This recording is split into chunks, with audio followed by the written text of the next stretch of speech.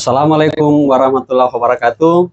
Waalaikumsalam. Selamat bersua kembali di kanal YouTube Hikmah Sikareba.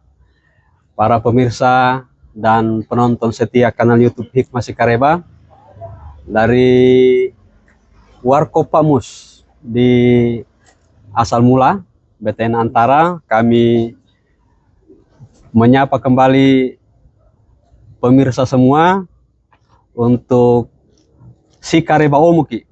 Ya, hari ini menghadirkan salah satu tokoh pemuda dari Masyarakat Rempulu, di mana beliau ini sehari-hari sebagai dosen di program studi ilmu komunikasi FISIP Universitas Lamu Mangkurat, Kalimantan Selatan, dan juga selaku sekretaris DPW Hikmah Kalimantan Selatan. Dalam catatan kami, Kakanda juga ini merupakan mantan Ketua Umum Pengurus Pusat Himpunan Pelajar Mahasiswa Masyarakat Rempulu periode 1998 tahun 2000, dan setelah itu mendirikan Maspul Institute. Kami sapa beliau dengan hormat Kakanda Dr. Siswanto Wali SOS MSc. Apa kabar ini, Kanda? Alhamdulillah. Wah, luar biasa ini dari Kalimantan Selatan ini. Masih sempat berada di Makassar untuk bisa kita bincang-bincang di Hikmah Sikareba. Ya. Dalam rangka juga datang mengikuti Rakernas kemarin. Oh ya, dalam rangka Rakernas juga. Ya. Jadi oleh cerita Kakanda tentang peran-peran pemuda, karena kami tahu dalam catatan kami Kakanda ini kan sudah malang melintang di berbagai organisasi dan juga merupakan tokoh pemuda dari Nrekang, sehingga pada kesempatan yang santai ini kita cerita tentang itu terkait nanti dengan kondisi daerah. Nah, menurut kacamata Kakanda, peran-peran pemuda seperti apa yang enak untuk diperankan oleh kita generasi muda sehingga punya kontribusi terhadap pembangunan di daerah? Tabe. Terima kasih Pak Imran. Bismillahirrahmanirrahim. Assalamualaikum warahmatullahi wabarakatuh. Waalaikumsalam warahmatullahi wabarakatuh. Alhamdulillahirabbil alamin. Wassalatu wassalamu ala asrofil anbiya wal mursalin Muhammadin wa ala alihi washabihi ajmain. Rabbi shrah li sadri wa yassir li amri wahlul 'uqdatam min lisani yafqahu qawli. Alhamdulillah, terima kasih kepada Pak Imran dan tim podcast Sikareba, Hikmah Sikareba. Hikmah Sikareba. Iya. Ya, atas undangannya berbincang-bincang tentang kepemudaan, masalah kampung halaman, Pak Imran ya. Iya. Dan hal-hal lain.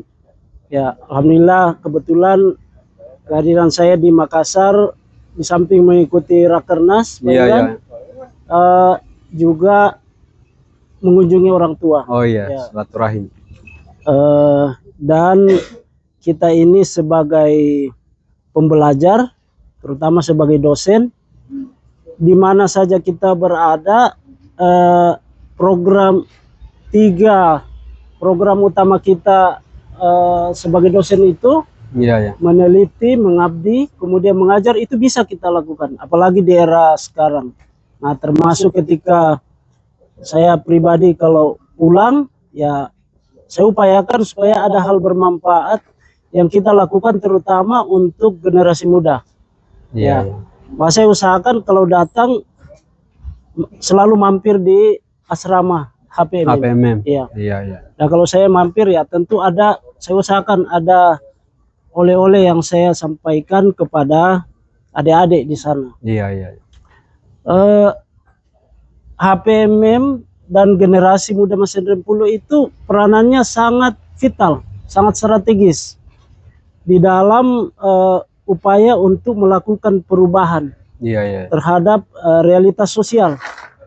Karena ada seorang ahli namanya Jack Noville dari Prancis mengatakan mahasiswa pemuda yang memiliki kesempatan untuk menyandang predikat sebagai mahasiswa itu adalah the prophetic minority. Ya, artinya dia adalah golongan kecil yang sesungguhnya memiliki peran seperti peran para nabi dan rasul. Nah itu.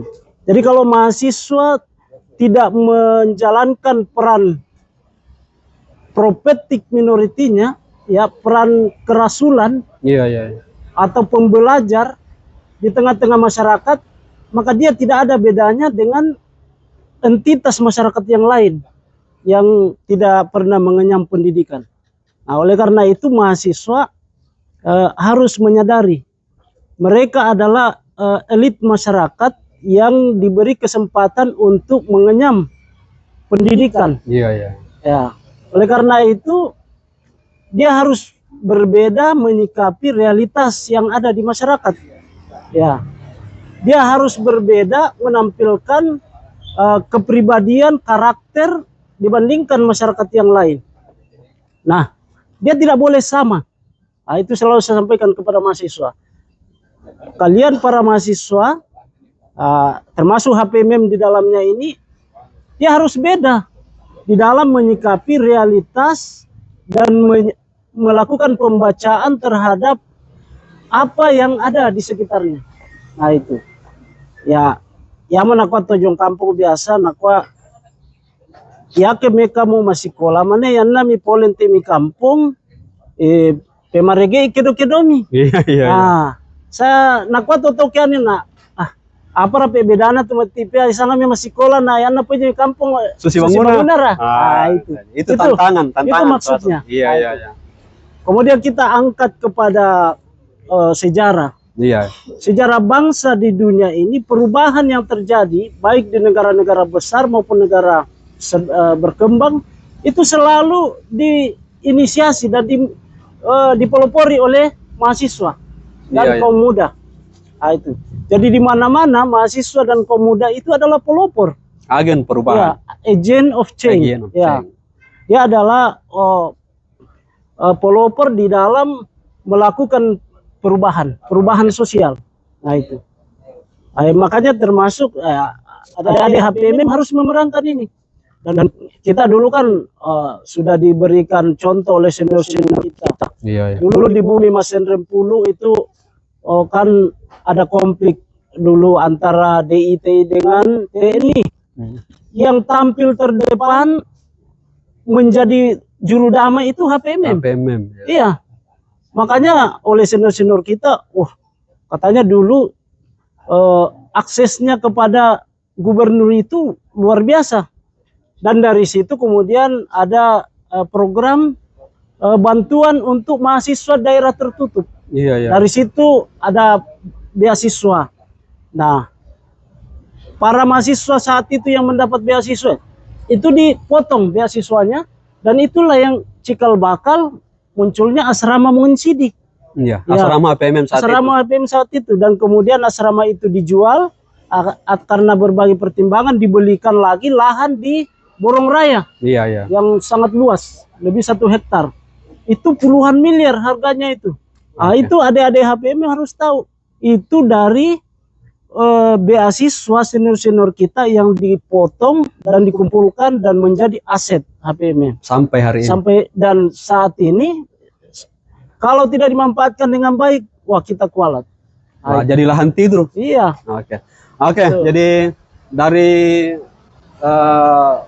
banyak keistimewaan yang dimiliki oleh kaum yang bernama pemuda tadi ini, tentunya kan mereka agak jernih memandang persoalan khususnya di daerah. Nah, dalam kacamata Kakanda sebagai tokoh muda ini, hal-hal apa yang Kakanda potret persoalan-persoalan di daerah yang butuh sentuhan generasi muda sehingga itu bisa menjadi sebuah perubahan yang berdampak besar kepada masyarakat. Kira-kira apa yang kita potret dari masalah-masalah termasuk persoalan kepemimpinan di daerah, apalagi hari ini dalam suasana persiapan atau proses pelaksanaan pilkada. Oke, terima kasih Pak Imran. Kalau menurut saya ada 3 persoalan mendasar di kampung halaman kita saat ini. Dan menurut saya dari situlah pangkal persoalan yang kemudian perlu kita pikirkan solusi apa yang tepat dan di mana peran generasi muda, terutama HPMN. Kalau yang pertama menurut saya kepemimpinan. Kepemimpinan. Ya, kepemimpinan kita di Kabupaten Nrekang, terutama akhir-akhir ini, saya kan ini mengamati dari jauh, dari rantau. Tapi di era sekarang dengan media sosial dan perkembangan media massa yang luar biasa, tidak ada hal yang tertutup bagi kita, yaitu masih tingginya korupsi. Korupsi. Dan apa indikatornya? Indikatornya sangat banyak kepala-kepala dinas yang kemudian berurusan dengan penegak hukum. Bahkan ada beberapa yang dipecat. Iya. Itu. Yang terjadi Joko.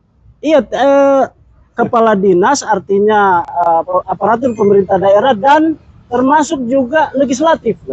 Iya. Iya. Ini hal yang menurut saya cukup miris.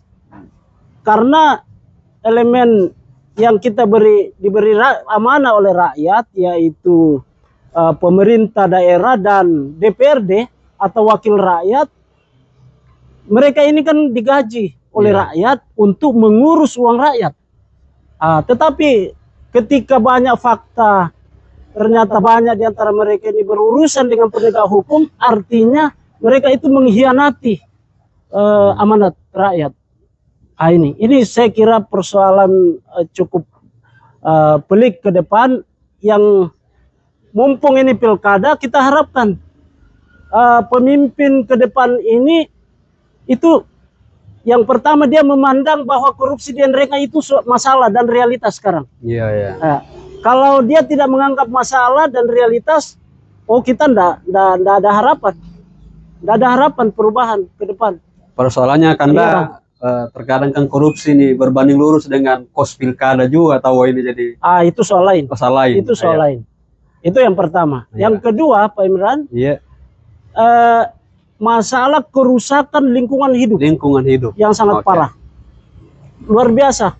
Kita di kampung ini hujan sedikit saja itu sudah banjir.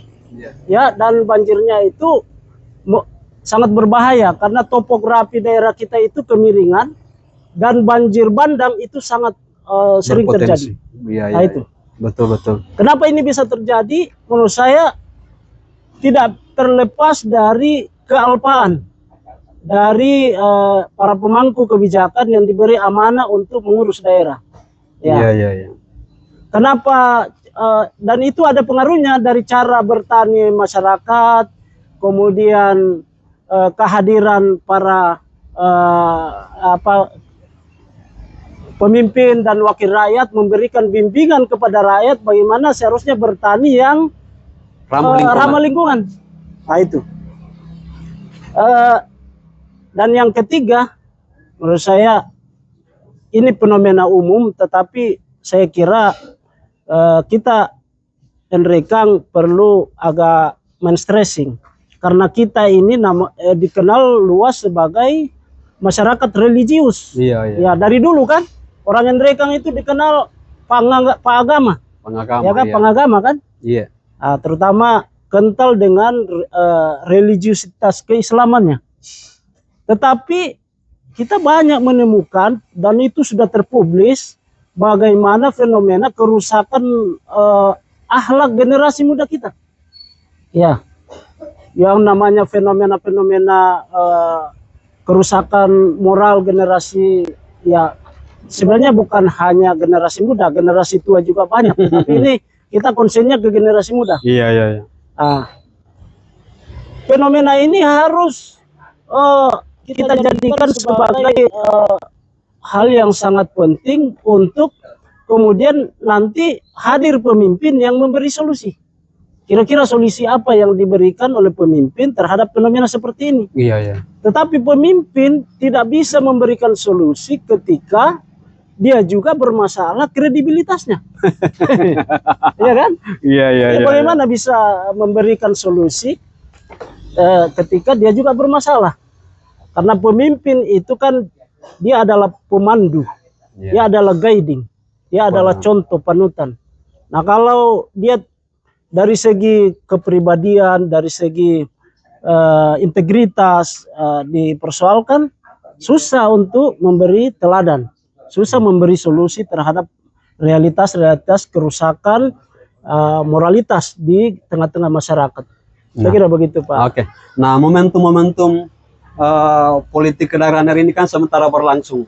Nah, itu kan satu-satunya jalan untuk menyeleksi pemimpin yang kira-kira memahami tadi ada 3 persoalan besar yang dalam kacamata Kakanda sebagai masalah di daerah. Nah, dari proses itu kira-kira seperti apa atau peran apa yang bisa dijalankan oleh pemimpin sehingga fenomena tadi itu bisa diminimalisir atau bahkan dibasmi semua sekaligus supaya harapan-harapan kita ini bisa lebih terbuka, utamanya tadi itu tentang khususnya lingkungan hidup. Saya biasa sampaikan bahwa di Enrekang kita hari ini kan ancaman bencananya tinggi. Lauran ini malah jauh karena longsor apa tidak ada lagi apa namanya penahan volume air yang tiba-tiba membesar karena efek pertanian yang secara besar-besaran dilakukan di Enrekang. Nah, dalam pandangan Kakanda kira-kira pemimpin seperti apa yang kita butuhkan untuk mengatasi persoalan ini? Silakan, Pak. Kalau secara umum, Pak Imran, ya kita ini kan di setiap momentum pemilihan pemimpin selalu kita mengharapkan pemimpin yang ideal. Ya, pemimpin yang ideal itu yang jujur, yang cerdas, yang adil, yang bertanggung jawab, kemudian terbuka, akomodatif, demokratis, dan sebagainya. Tapi harus kita juga sadari, ya susah kita mengharapkan pemimpin yang ideal seperti itu. Jadi kalau menurut saya, kriteria pemimpin yang kalau memang tidak bisa kita dapatkan pemimpin yang betul-betul ideal, ya yang penting pemimpin itu tidak tega kepada rakyat. Mau sangat jadi tidak tega. Mau sangat tidak tega.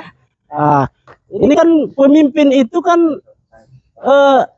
konsepnya adalah kita memilih pemimpin dalam rangka untuk menjadi menjadi pengoloh. Ya. Artinya dia yang kita tempatkan di depan untuk memandu rakyat ini yang sedang menghadapi masalah, bagaimana keluar dari masalahnya. Jangan justru pemimpin itu menjadi sumber masalah baru. Iya kan?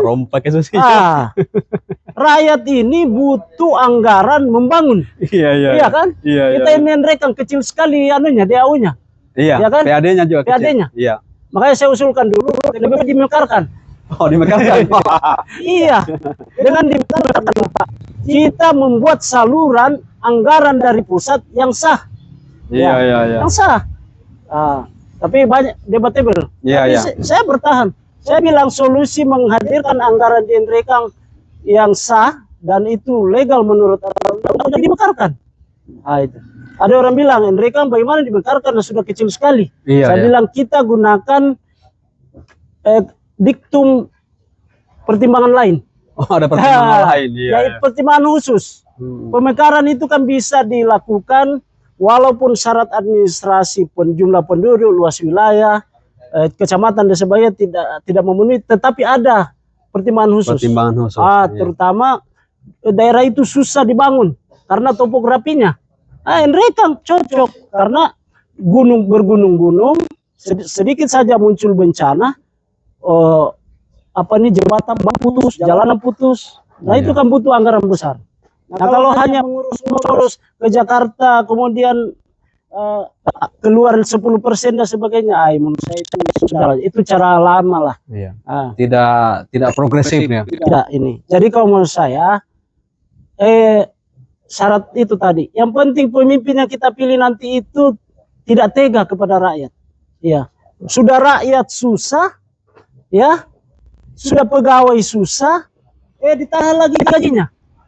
Sudah rakyat susah, dikorupsi lagi tuh anggaran pembangunannya, ya kan? Iya, iya, iya. Nah, kenapa korupsi? Ya itu tadi, karena anggaran pilkada besar. Nah, itu di mana-mana memang ini. Makanya pilkada ini sebenarnya buah si malakama. Nah, tetapi karena ini adalah konsensus nasional, harus kita lakukan bagaimana kita meminimalisir dampak buruk pilkada ini. Nah, pilkada ini kan luar biasa daya rusaknya. Ya, Tosileto bisa napasi salah-salah, ya kan? Apalagi orang lain. Nah, itu gara-gara pilkada. Nah, itu. Kemudian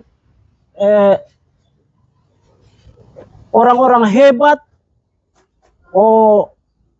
istilahnya sudah garis malaikat, tapi masuk di pilkada akhirnya menjadi garis setan. Berubah. Ya. Nah, itu gara-gara pilkada yang mahal, ya kan? Nah, jadi saya kira itu kalau menurut saya. Yang penting kita memilih pemimpin yang kira-kira tidak tega kepada rakyat, ya mau sejalan dengan rakyat. Rakyat ini kan sebenarnya gampang. Tidak susah-susah sebenarnya oleh rakyat itu. Yang penting kita itu jujur kepada rakyat. Ya nah, memang tidak memangnya anggaran ya, kok tidak anggaran. Lalu pembangunan apakah harus berhenti? Tidak juga. Kita bisa mencari solusi lain, yaitu bergotong royong. Tapi yang terjadi sekarang, naku rakyat, naku ahin bu, naku aja nademnya jo anggaran lan anu. Bisa kamu ya nana tidak apa ya turun. Di paliliom ya dena. Atau nakwa jambar lagi kira menggotong royong to raya, nah dia tuh kontraktor tuh untung. Dia tuh untung, dia anggaran. Itu. Oke, jadi terkait dengan itu ya. Kejujuran. Apa? Keilmuan juga ini sebagai pakar komunikasi kira-kira saya sambil kopi sambil teori-teori komunikasi kepemimpinan yang bisa menyejukkan rakyat itu kan diharapkan oleh masyarakat juga. Nah, sebagai pakar komunikasi atau yang bergelut dengan komunikasi, kira-kira gaya komunikasi kepemimpinan yang dibutuhkan Enrekang itu supaya menyejukkan dan memberikan informasi yang tadi kita bilang jujur kepada rakyat itu, apakah memang itu masih dibutuhkan sampai hari ini? Ada.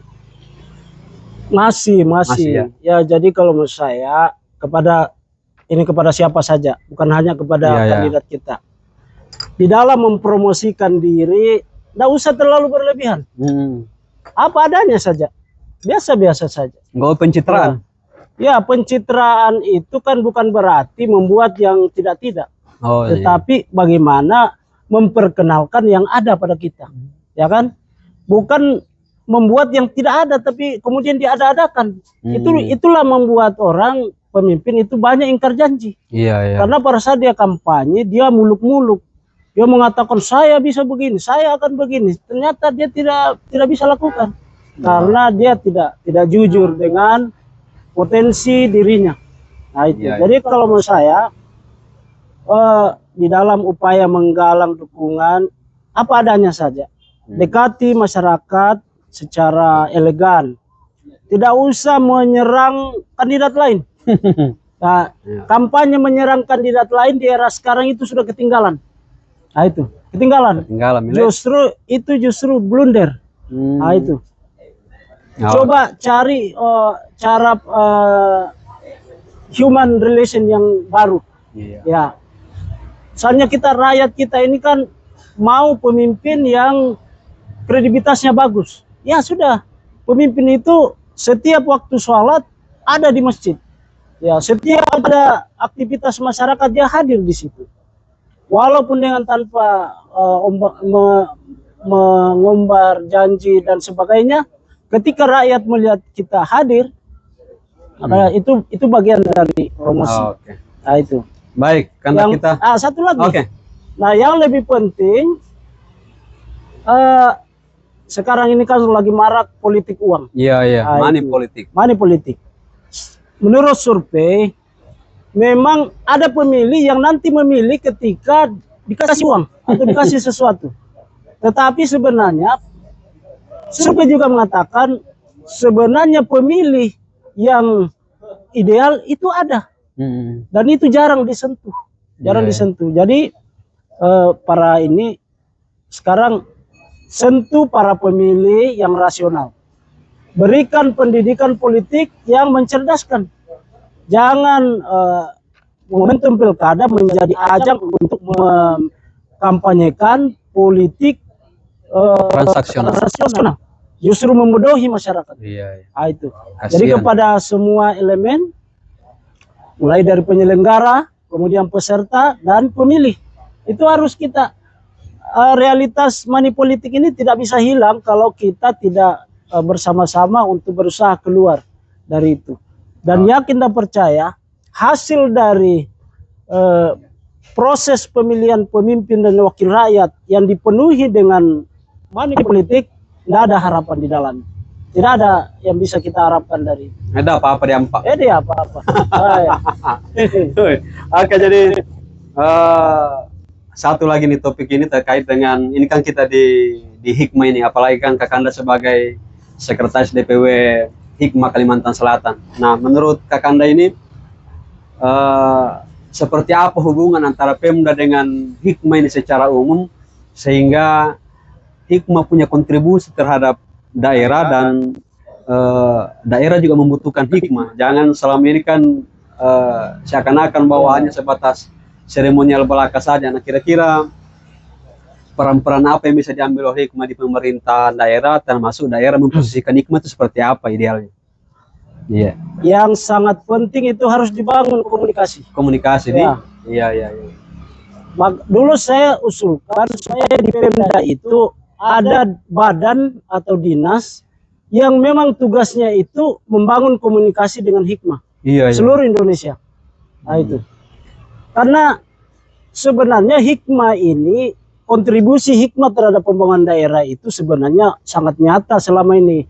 Cuma itu tidak terformalkan. Iya. Ya, contoh misalnya masing-masing kerukunan di perantauan itu punya kontribusi terhadap kampungnya masing-masing. Kalau ada pembangunan masjid, pembangunan jembatan dan sebagainya, kontribusi dari masing-masing itu, nah itu kan Hikmah. Nah, kemudian Pemda ini harus melihat Hikmah sebagai potensi. Iya.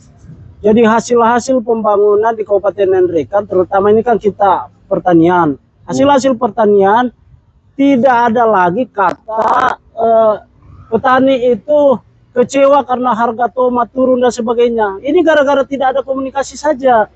Bayangkan kami di Kalimantan Selatan harga tomat per biji itu 1.000 per biji. Wow. Nah, coba misalnya tomat dari Ngendrekan, ada komunikasi, tomat dibawa ke sana. Dan yang menjadi agen-agen memasarkan produk-produk dari Kabupaten Ngendrekan itu adalah Hikmah di setiap wilayah. Dan menurut saya yang sangat penting ke depan itu daerah terdekat penyangga utama Kabupaten Ngendrekan itu seperti Parepare, Bone, kemudian Makassar, Mamuju. Itu sebaiknya ada etalase produk hasil Kabupaten Ngendrekan di sana, dan itu dikelola oleh Hikmah. Nah, itu yang selama ini tidak ada yang pikirkan. Nah, jadi ke depan mudah-mudahan siapa saja yang terpilih di ini terbangun komunikasi yang bagus antara Hikmah dengan pemerintah daerah. Oke. Ya. Kita harapannya begitu. Iya. Harapannya begitu. Termasuk kemarin yang mengemuka di Rakernas ini kan misalnya ada di pelopor yang namanya Hikmah Mart. Iya. Iya, nyambung kan? Nyambung, iya. Nyambung. Menjembatani misalnya proses apa atau distribusi barang-barang hasil pertanian di daerah kemudian didistribusi ke daerah-daerah lain. Hasil UMKM. Hasil UMKM. Cuma saya kemarin kecewa kasihan. Kenapa itu? Itu ada UMKM dari Ngendrekan datang kemarin di acara itu. Dia bawa lagi 3 dus besar hasil UMKM-nya itu. Katanya enggak kurang laku di sana. Waduh, saya bilang wah ini mungkin kurang promosi juga dan kekeliruan. Iya. Ya, mungkin kan tidak melibatkan kemarin Pemda secara organisasi sampai datang secara mandiri, mungkin jadi tidak terkontrol mungkin nih. Iya. Oke, mungkin terakhir ini Kanda. Ya. Ini momentum pilkada juga ini kan tensinya makin meninggi di masa-masa akhir sebelum pencoblosan ini. Nah, mungkin ada saran-saran atau himbauan kepada masyarakat, utamanya yang menonton kanal YouTube Hikmah Sikareba ini, supaya menghadirkan pilkada yang lebih teduh, siapa tahu, dan tentunya menghasilkan pemimpin yang sama kita harapkan. Iya, saya kira itu bisa dihimbau, Tabe. Pemimpin itu menjadi pemimpin itu kalau dalam agama itu musibah.